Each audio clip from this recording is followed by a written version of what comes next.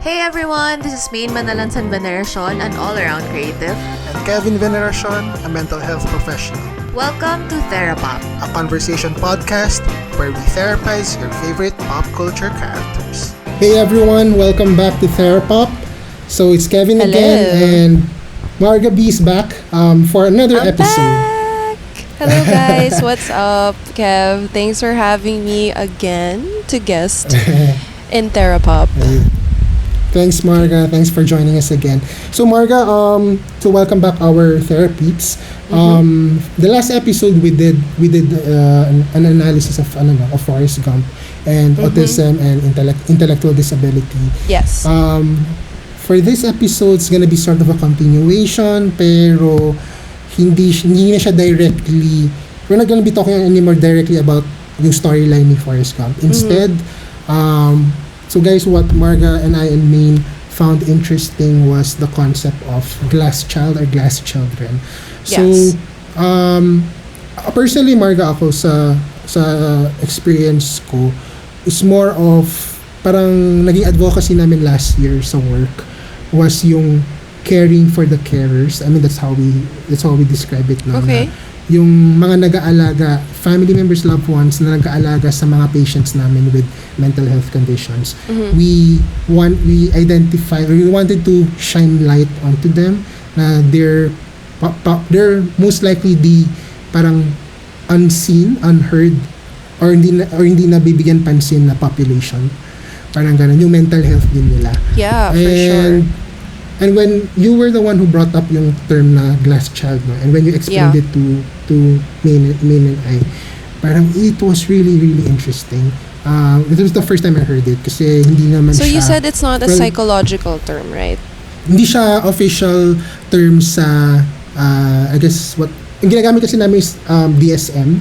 Yung tawag sa amin parang official parang Bible namin. It's not a term there. I actually did some research when you asked me about that.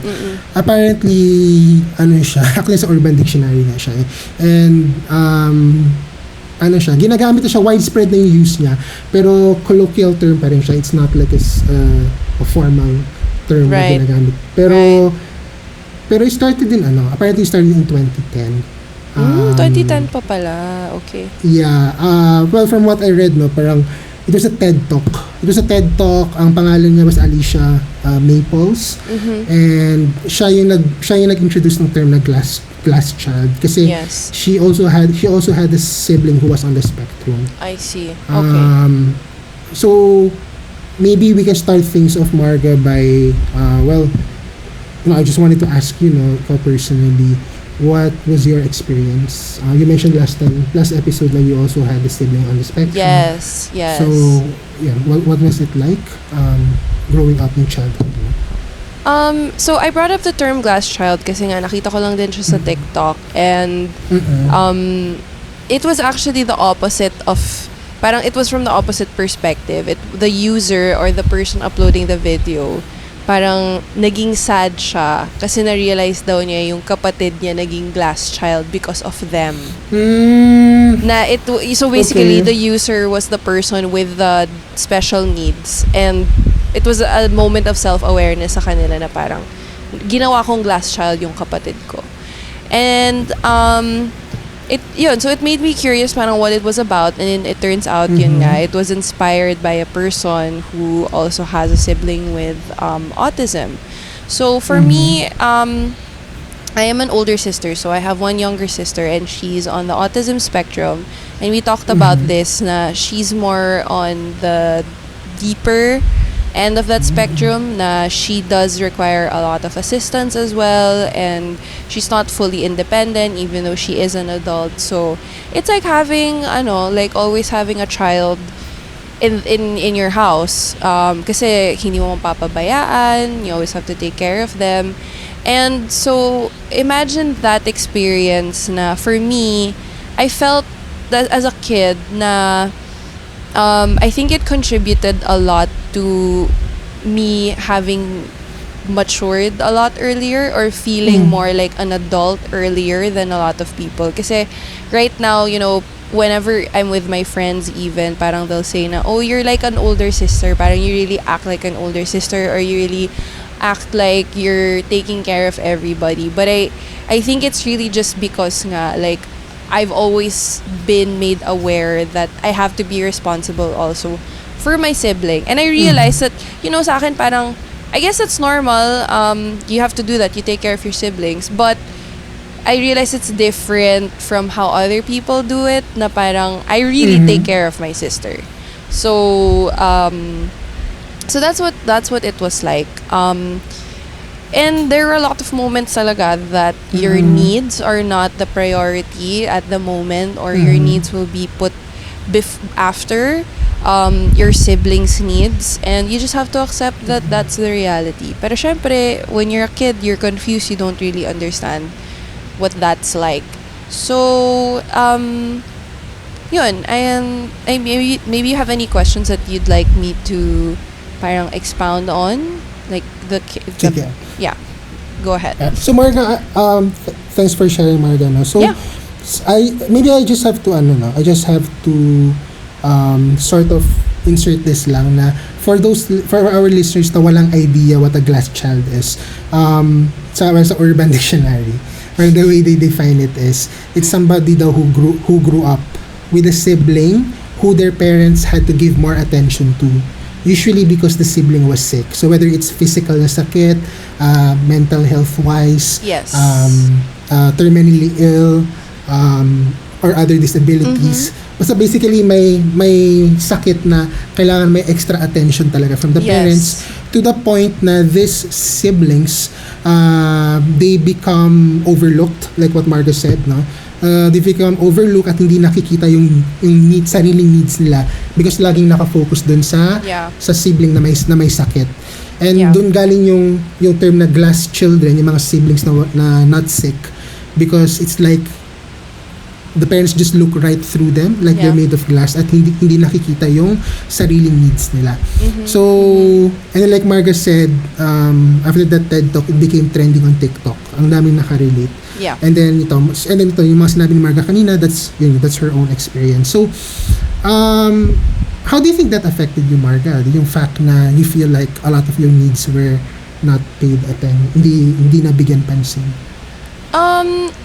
At ayun nga, hindi ko siya, I guess it's also different kasi eldest daughter, and Asian household, I think it came with the expectation that you're supposed to do this because this is what a dutiful child should be doing.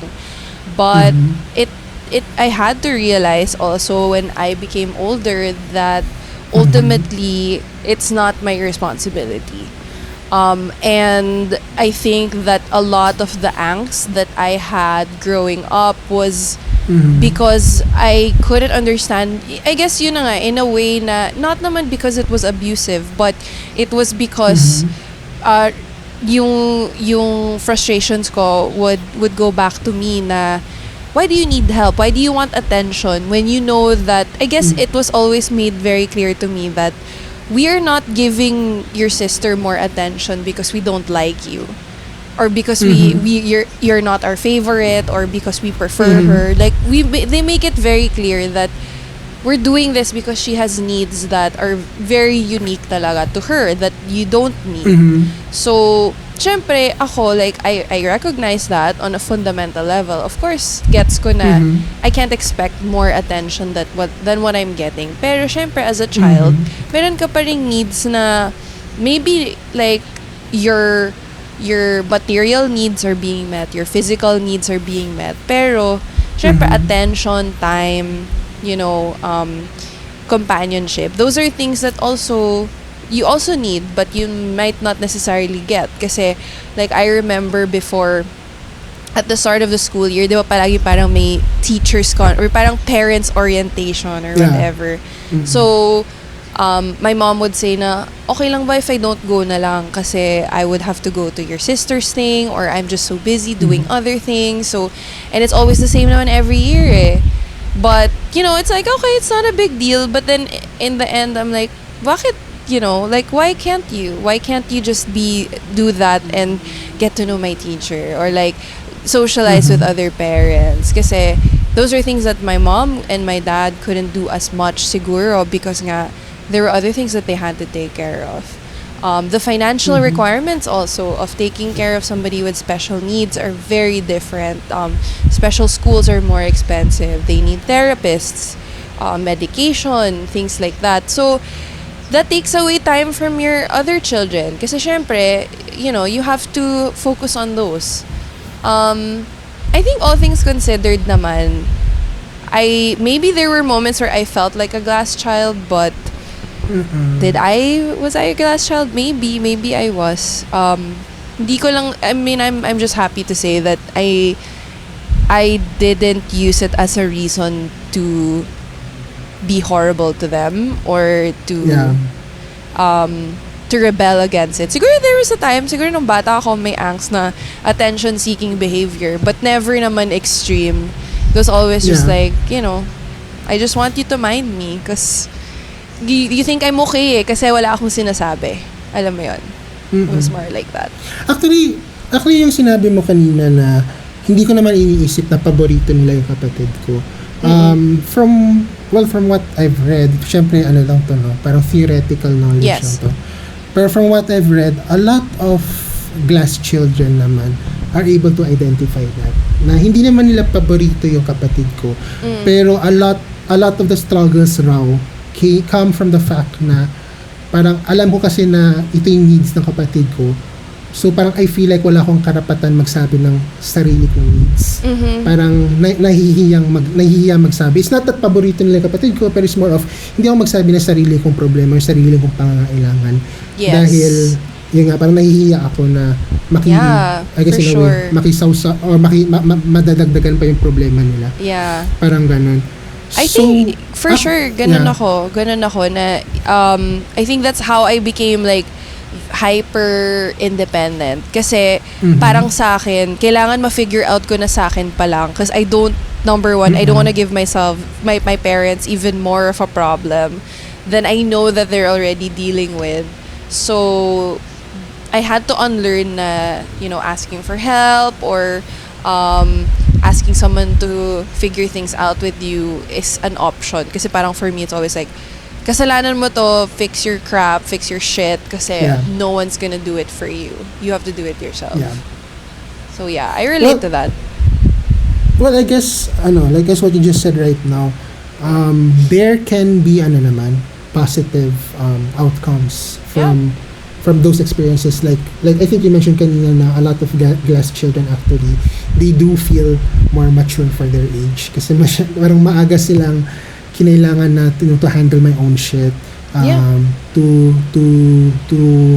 not dumagdag sa problema ng parents ko, so I do it myself.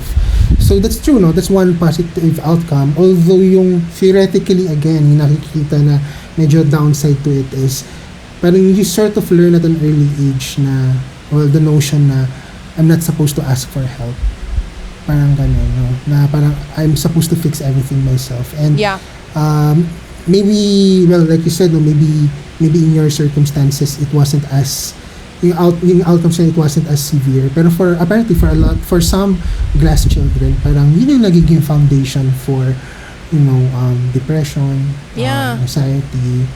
Kasi not being able to ask for what you need or for help and sinusolo mo yung burden mo, well, that's really a recipe for self-loathing, hopelessness, worthlessness. Parang ganyan. Pero I'm just hoping na mas maraming glass children na who are able to, like similar to you, come out the other end na you're generally okay. Parang ganun. It took a lot of work, but I'm really lucky that I was able to work on myself in that way. But actually, on a more extreme example, this is fictional, pero I thought you might find it interesting. But there's this book that I read before. It's called Kind of Cruel. And it was the story of basically yung family dynamic nila was there was this older sister. So medyo it was a bit relatable to me. It was an older sister na she has a family, she has kids, she has a happy life. And then she has a younger sister with special needs. And basically what happened was yung mother nila was obviously like responsible for the sister, taking care of her, na parang the neuroses was or at least where it stemmed from nung older sister was the mom was always like, you have to do everything for the family, you have to always prioritize your sister, you have to put her first, things like that. And what ended up happening with the older sister was it developed narcissism tendencies within her, na parang sobrang unmet yung needs niya as a person, that she began to, turn to her own self, na like whatever that may be. Sometimes may self-loathing, sometimes may hubris, na parang actually in the story she turns to like more extreme violent tendencies on other people, dun niya nilabas. So that's another extreme, and actually kind of freaked me out a little bit when I read that, kasi parang siya ko, am I like this? But it was that, na parang a very extreme form of a glass child, na nagkaroon tuloy siya ng narcissistic tendencies or nag-flare up yung narcissism niya kasi nga sobrang ignored siya nung mom niya, who was busy taking care of her sister. So when you say narcissism, you're talking about like mataas yung tingin sa sarili. Is that what you mean? Yeah, na parang she was so obsessed with her image as this successful mother, successful wife, na she didn't want anything destroying that. And she knew na because of her sister's needs and the way that her mom was making her feel, na she had to take care of her sister, hindi niya makukuha yung mga gusto niya kasi kailangan niya alagaan yung kapatid niya. Like, yung mga things like that happened in the story. And it made me think also na, wow, I didn't know what a glass child was back then, but I was like, I guess that's one way of somebody responding to that experience or that childhood. Ako you mentioned narcissism, no? From my own readings and work experience, narcissism kasi, which is, di ba, basically parang mataas tingin mo sa sarili mo and then you put down other people or you look down on other people. Yeah. It's actually coming from a very fragile self-esteem. Hence the need to constantly put yourself on top. Kasi very very sensitive to injury yung self-esteem nila. Yes. Konting insult or failure or disappointment, talagang nare-remind sila of their childhood injuries, which in this case, na kinikwento mo is yung never being enough or not doing the right thing, na as told to her by her mom. So a lot of people with narcissism, actually it's actually contrary to what a lot of people think, na napakataas ng self-esteem. It's actually very fragile. Super low, hence, fragile. So I think, like you said, that's one of the outcomes of being a glass child. I think at this point, I do want to insert the disclaimer for any of our listeners who struggle with mental health conditions. We are in no way putting the blame on our loved ones or siblings, for sure, who struggle with mental health. No, it's not. Yeah, basically we chose this topic because we just wanted to point out na there are also other people in the situation who also need help. Yun lang naman. So kasi like Marga said, she discovered this on TikTok kasi it was actually the sibling with the mental health condition, di ba, na who I guess in a way felt guilty na glass child yung kapatid niya. And we're not trying to add on to that. For sure. But I just want to add there that I understand if you're still at the point of coming to terms with it. If you're somebody with a sibling who lives with a sibling who has special needs or has disabilities, na it's also normal to maybe feel a bit of anger and resentment towards them. Kasi syempre, sila nga yung nakakatanggap ng attention na hinahanap mo. So, natural na magagalit ka. But, there was a time na nainis din ako sa kapatid ko. Like, as much as I knew very rationally that she's getting all of this attention because nga of her needs, not because she's the favorite or whatever. Like, I know that. But, at the same time, there's a very, I don't know what that is, maybe Kev, you can explain, like that very irrational, like that, is that your id? Your ego? I don't know. But like that side of you that just needs, that craves it. No matter what. Like no matter how much you tell yourself. Like there's still that. But I guess growing up nga, the important thing is for you to separate those two things. Because it's not the same. It's not the fault of your sibling with a disability. Yeah. But it's a natural Actually, response. Yeah, actually, thanks, Marga, for pointing that out. No? Kasi, ako, what I wanna stress about that is, when it comes to emotions or feelings, hindi naman voluntary ang emotions and feelings. Yeah. Hindi mo naman siya pwedeng sasabihin sa sarili mo, uy, feel happy, tapos happy ka na. Hindi naman ganun eh.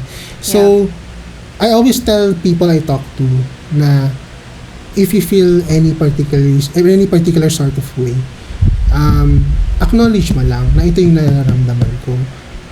Do not judge yourself for having those emotions. There's this concept kasi we always do in therapy where we point out na yung thoughts natin are cognitive-wise. Yung thoughts natin, it affects how we feel, and then how we feel affects how we act. So Okay. yun yung parang connection niya. And dun sa tatlong bagay na yun, the one with the most control that we have is on our thoughts. Yung emotions natin medyo hindi siya kasi voluntary. Yung actions naman, when you're already overwhelmed by emotions and by your thoughts, medyo mahirap na rin i-stop yung actions. So Yep. the intervention actually comes in sa sariling thoughts mo. okay. So there's what we call automatic thoughts. So when something happens to you, let's take this example yung sa mga glass child, no? For example, Marga, for example, hindi pumunta yung mom mo dun sa PTC or sa parent-teacher conference. Naturally, or maybe before sa childhood mo, baka merong thought pumasok automatic sa head mo na parang ang daya naman, ang unfair naman, why can't you give time for me? Yeah. So syempre kung yun yung pumasok na thought sa head mo, syempre ang emotion nun is what? Parang nalungkot, nagalit, nainis, 'di ba? Even And that jealousy, affects- yeah. Jealousy, yeah, right. And that affects yung magiging action mo eventually, whether you're gonna sulk around or magtatampo ka, magdadabog ka, whatever, no? Now, take the same situation, exact situation siya, walang nagbago. Ang nagbago lang is, first and foremost, is ano yung inisip mo. So, ang inisip mo dun is, baka pagod lang talaga si mama right now, kunwari ganun, no? You can still feel, you can still feel inis, annoyed, hurt, pero baka less intense. Yeah. If yun yung thought na nag-drive sa head mo. Yeah. And then yung actions mo siguro, maybe hindi ka magdadabog. Now, what I always try to teach the people I talk to is, yung control natin yung dun sa thoughts, you can still have those automatic thoughts, pero what we try to practice in therapy is how to catch yourself with those automatic thoughts, and then how you can come up with alternative thoughts na medyo mas rational. So parang, I guess what I'm trying to say is, yung emotions natin kasi, hindi mo naman yung makokontrol. So kung naiinis ka man or you feel angry, upset, na nagsiselos, just don't judge yourself for it. And then later on in therapy, if you need it, just work na lang on ano yung mga pumapasok sa head mo na thoughts or self-beliefs mo. And then hopefully as time goes, mapapalitan mo rin yung patterns of thinking, and then magbabago rin yung emotions that come with it. Parang ganun. Definitely be kind to yourself in moments like this, kasi it's not unnatural to have negative feelings or negative emotions towards the people we love. And I think you talked about that before then, na you can feel love for them, but you can also feel anger for them. Like those two things can be true at the same time. But what matters is like not, keeping those thoughts productive. Maybe for me, like in a moment like that, na parang, why does my mom make it to all of my sister's parent-teacher conferences? Kasi for her, it's very important. Sobrang tutok siya sa progress ng kapatid ko. Versus sa akin, parang the way na lang I try to see it is, well, she's more comfortable or she's more confident knowing that I'm okay. And I guess in a way, it helped naman na there was less pressure on me. Hindi niya ako pressure in the way that maybe other parents would pressure their kids.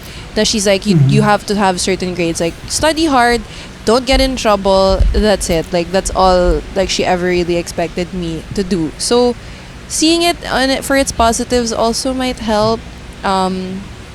Kasi nga, in a way, for me, yung naging advantage nun is there was less pressure on me academically, na I could do what I wanted to do and focus on what I wanted, kasi nga hindi ako kinukulit ng parents ko. Ano ba ginagawa mo? Ano ginagawa mo sa school? Sino yung mga, where your teachers, blah, blah, blah. So, I guess that's one way of coming out of that, na hindi pa rin resentment yung namuo sa'yo. Yeah.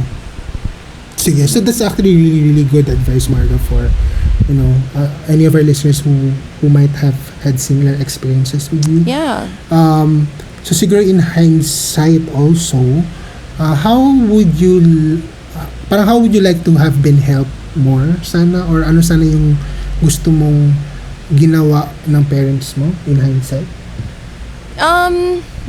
That plays into I guess what I would have wanted more sana. Well, and it's not necessarily just related to my sister having a disability, but it would have been nice for us to have like more opportunities to socialize my sister. Like, kasi syempre it's not easy for her to go out, and it would have been nice for her to experience more things in public and things like that. Kasi syempre there was a time during COVID, for example, we also couldn't bring her out kasi hindi mo siya mapapag-mask or you can't test her.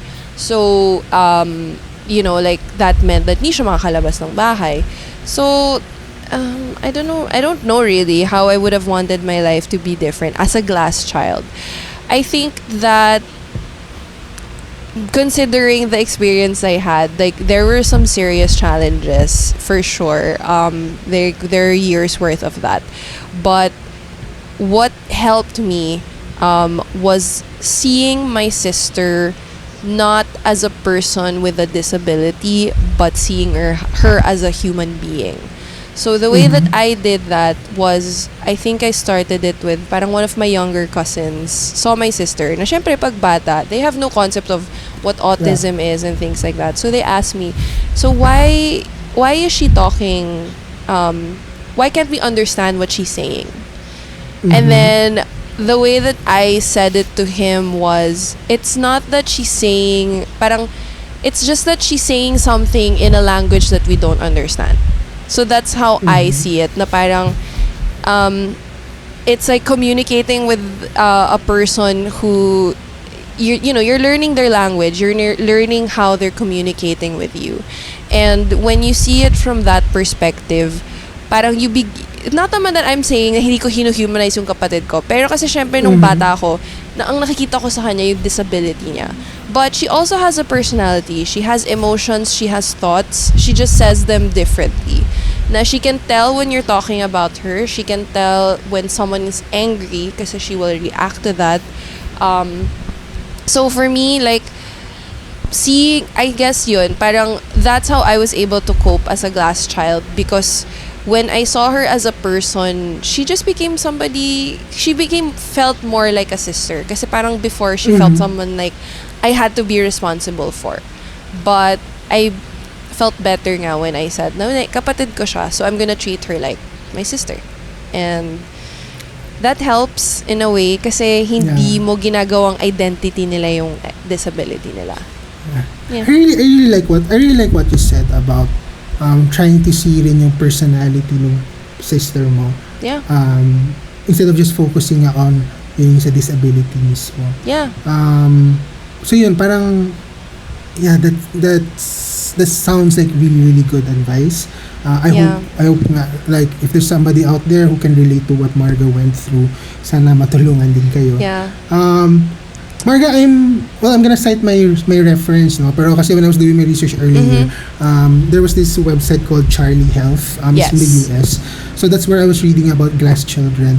And meron sila mga sinasabing tips. Maybe let me know if this is something that you feel like makakatulong.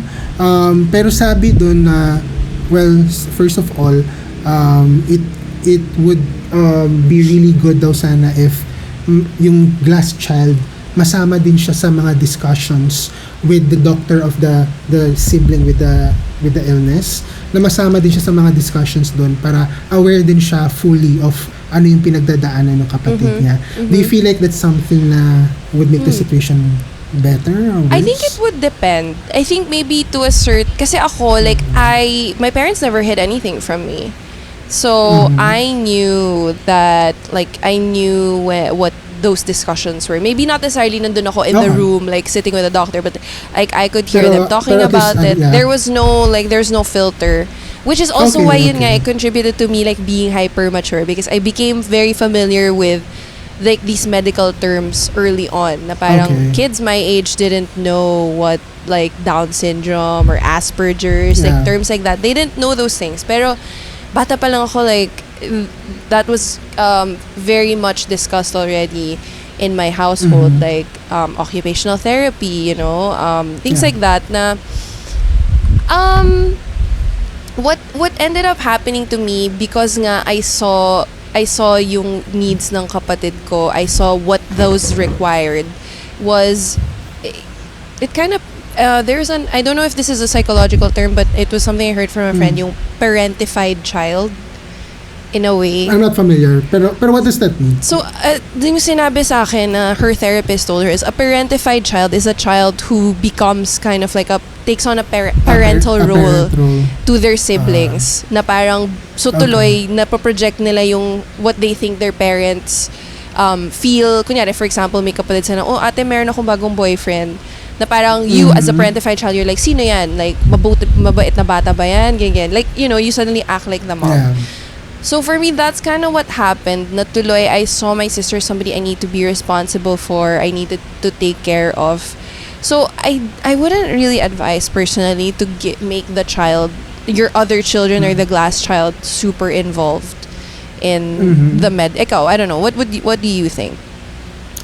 Actually, I'm not. Actually, wala ako masyadong strong opinion about it, kasi honestly, this is the first time I'm reading up on it, yung glass children. Wala, so far sa mga people I talk to, parang wala ata ako so far lumapit sa akin for help na ang problem is glass child sila. Okay. So far sa current ko na work experience, it's usually let's call him or her lang the index child, no? So siya yung, let's say, yung may the person with the main. okay. Yeah. So it's usually the index children yung nakikita ko. It's probably because they don't recognize that that's like a phenomenon, and that's why they're feeling certain ways. And that's why they're glass children in the first place, no? Kasi hindi na recognize na may pangangailangan din sila. So yeah, maybe that alone sort of reflects yung what the problem with glass children is, no? There's another one, Marga, sa Charlie Health, na parang you touched on this a bit earlier about how you always felt like you had to take care of your sister. Yes. Sabi sa Charlie Health, one of the things parents should do is to make the glass child feel like yung pagmamahal nila for the glass child is not dependent on the glass child being able to help or care for the index child. Parang ganun. Like, basically to show the glass children na unconditional yung pagmamahal namin sa'yo. And it's not dependent on inaalagaan mo yung kapatid mo. Parang ganun. Ikaw ba personally, like, did you feel like, could you relate to that statement? I mean, it would be really nice if every situation of a family with a glass child and with a child with a disability is perfect. But so would I? Ano nga ba yan? So parang do you feel like parang kung hindi ko ba ginampanan the conditional love, right? Yeah. You know what? I don't know if I don't think naman my parents ever made me deliberately like feel na pag hindi mo ginawa to, Like you're not a good person. But I definitely felt that way, and sometimes I still feel that way. Kasi nga, having a sister on the spectrum means that this is a lifelong responsibility. And so there is still that pressure for me, not necessarily my parents pressuring me, but there is that pressure for me to be the child that they, I guess to be the child, more of being the child that they need me to be. So not necessarily to just take care of my sister, but there is still that, but also the pressure to be an achiever, the pressure to, I know that my mom never academically pressured me, but now that I'm older, it's more of me recognizing that I have to, in a way, kind of make up for it. Not to say that my sister has deficiencies, pero syempre, yung hopes and dreams ng parents ko, nasa akin lahat. Nasa iyo na Nasa lahat, akin yung parang make sure na we're proud of you, ganon. So, I guess, in a way, it manifests like that then, the pressure to be perfect or the pressure to be ideal. And it can give somebody anxiety for sure. I don't know, I wouldn't say I've fully resolved that. Something I'm still working on, but I acknowledge it, that it's something that I need to deal with also, and not blame my parents because it's not like they're really pressuring me, but to tell myself that I can, I don't have to be what that ideal is that I think they have in their heads. I guess Marga, with what you said now, ako, and I guess in the therapy I do with some of the people I see. Yeah. We often talk about parang ano ba yung mga messages na natanggap mo as a child growing up, from your parents, from your loved ones. What were those messages that eventually became parang self-beliefs or core beliefs mo about yourself? So usually identify namin yun, and then later on sa next stage sa therapy is, now that you're older, nasa iyo na actually, when you were a kid, medyo helpless ka, nadala-dala mo yung mga messages na yun. Yes. Now that you're older, nasa iyo na actually yung power to sort of identify alin sa mga message na to yung consciously dadalhin ko pa with me. Syempre, hindi naman, mayroon namang mga messages doon na dadalhin mo pa rin subconsciously, no? Pero at least, that's where the healing starts, eh. Like, recognizing na maybe a lot of these messages about myself are not entirely rational or accurate. Yes. And now that I'm older, I actually have the power to sort of choose which ones I wanna take along with me. Parang ganun. Yeah, so, for sure. But it takes time. I mean, for sure it takes a lot of time. Even naman sa therapy. Yeah. Siya.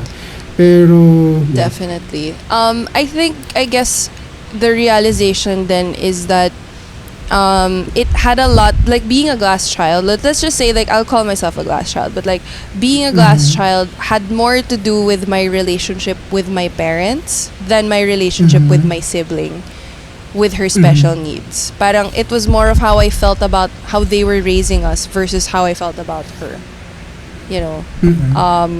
And you have to, like, just, be kind to yourself and know that you don't have to be anything but you, and that means following following your own dreams, following your own plans, and as long as you're not hurting anybody, unahin mo pa rin yung sarili mo, kasi minsan nakakalimutan mo din na yun yung importante sa buhay mo, like your relationship with yourself. I actually really like what you just said right now about following your own dreams, careers, plans. Kasi the final, yung nabasa ko nga sa Charlie Health was, make sure daw na, number one, mabuo pa rin yung self-identity ng glass child, separate from her identity as kapatid ng index child natin. And number two, for the parents daw, to make sure you still spend time alone with the glass child, na as in alone na kayo lang, na hindi kasama si index child, para nga ma-feel niya na okay, may identity naman ako separately by myself, yung self-identity ko, na hindi laging nakatali sa kapatid ko. So anyway, I think from what you said now, it seems like accurate naman itong last nila na advice about making sure nabubuo pa rin yung self-identity ng glass child. Right. But I don't know if and this is just based on my personal experience, but in realizing that and acknowledging na I can make my own dreams and I can forge my own path as myself, that may not necessarily directly involve my family anymore. That came with a lot of guilt also, acknowledging that. Kasi parang for me, I felt like, and although they never made me feel bad about it, but I felt like, ang selfish mo naman, dapat iniisip mo din sila. Paano kung hindi sila magiging okay kung ito yung gagawin mo? Let's just say, although this is not based on what I personally want. Let's say, I want to move to another country.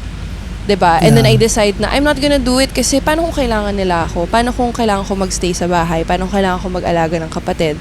No, so I decide to not do that anymore. And I had to stop with like that kind of thinking kasi yun doon nagde-develop yung self-loathing mo. Kasi you feel like hindi mo deserve kasi meron kang kailangan gawin na ganito. When as much as possible, you shouldn't let those things hold you back.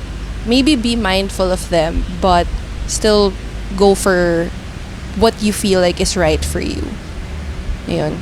Siguro, ako Marga, siguro hearing that now, yeah, definitely medyo difficult naman talaga yung dilemma na ganun. Pero what I would usually tell the people I talk to is that not everything is black or white, not everything is an either or. Hindi naman ibig sabihin pag lumipat ka abroad, hindi ka na makakatulong sa pamilya mo. You know, stuff like that. I know it's not the ideal option na gusto ng parents mo, for example. Pero that's where life usually exists in the in-betweens. It's not just the extremes naman na it's this or that. And syempre meron ka ding identity mo ng sariling identity mo that's separate from you being the sibling. So yun, for me, I just usually remind the people I talk to na try to see if there are other options in the middle, because usually compromise talaga siya na uuwi na you know, parang ganun. Yeah. Yeah.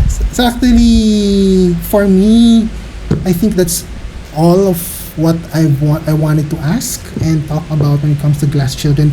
Definitely, this was a very interesting concept for me in my line of work kasi I never really heard about this before. Have you discussed it with your colleagues? Like, what did they think of it? Is there something similar existing? Not yet kasi honestly nga they don't really come to us yung glass children. Yeah. Like we said kanina, baka kasi hindi rin na-identify na they also need help. Pero in the grand scheme of things, looking at the psychodynamics or you know the factors in play of why glass children would struggle with depression, anxiety also gets naman na it makes all the sense in the world why they would feel that way or why they would struggle with those things. Yeah. So I don't think there's anything controversial or doubtful about this. So at the end of the day, it's really like you said. I also think na it doesn't. Most of the dynamics when it comes to glass children have something to do with their relationship with the parents and how they're seen or unseen or heard and not heard. Not really about the sibling. Yeah, exactly. So I agree. And looking back on all that we've talked about tonight, parang clear naman na it's about not being seen or heard by your own parents because nga andun yung attention nila sa sibling mo. Parang ganun. So I mean, if it's any consolation lang, if you're somebody who you feel like you can relate to the experience of a glass child, I hope that you take comfort na rin in knowing that right now where we're at, there's a lot more information coming out for people. I mean, like, a lot more information is available for people with similar experiences. Kasi I guess back then, also, like, part of what made me feel really bad about it was because I felt like no one could relate to me and no one understood what I was going through because I wasn't growing up with anybody who had a sibling of, you know, with the same way. Like, everyone's sibling was acting like how you would expect a sibling to act. So I didn't understand, like, I couldn't relate to those family dynamics. Like, Yeah. hindi kami nag-aaway ng kapatid ko. Hindi kami, like, hindi kami nag-aagawan over things like that.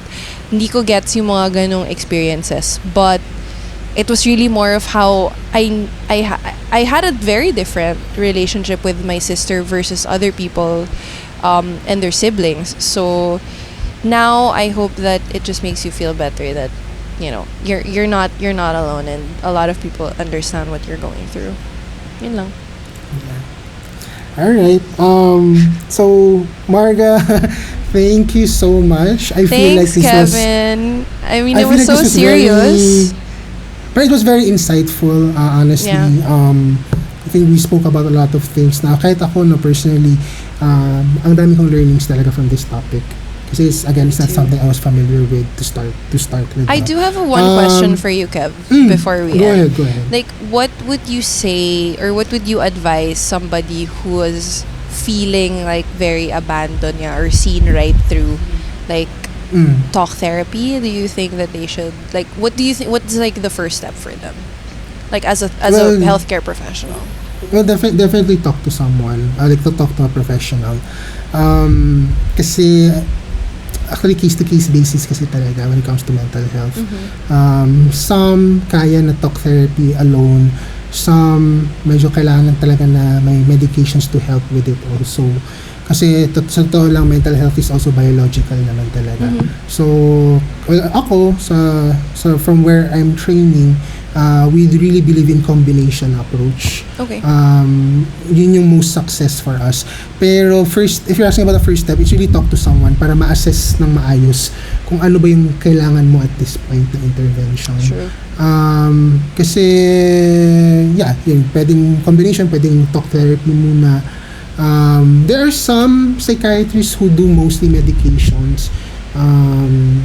I'm not sure kasi sa training ko hindi kasi kami ganun. Pero I know rin na may mga psychiatrists na ganun. So, yun, talk to someone and then know your options. Nice. Yeah. Okay. Good. All right. So Marga, I guess we're calling it a night. We are calling it a night. All right. So, Marga, thank you very much. Thanks for filling in for me. Yeah, thanks for having me, Kevin.